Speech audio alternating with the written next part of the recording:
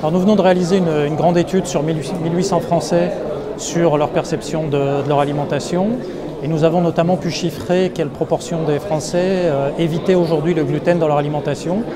Et on a été assez surpris puisqu'on s'est rendu compte qu'en fait 15% des Français, donc une personne sur 6, déclarent éviter les aliments contenant du gluten.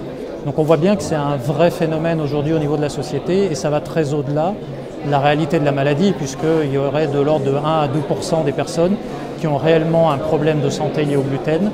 Donc on voit bien qu'il y a un phénomène de société autour de l'éviction du gluten. Aujourd'hui, lorsqu'il y a un débat autour d'un sujet de société et autour de l'alimentation, il est important que les professionnels prennent leur part dans le débat. Et notamment, un des éléments qui paraît clé dans la perception du gluten, c'est de faire comprendre que c'est tout simplement un constituant naturel du blé de notre alimentation depuis des millénaires. Or aujourd'hui, on se rend compte que le gluten est perçu comme un ingrédient industriel rajouté, presque un additif alimentaire, rajouté par les industriels au cours du process et on aurait boosté notre alimentation en gluten. Or, ce n'est pas la réalité. La teneur en gluten des blés a très peu évolué au cours du temps.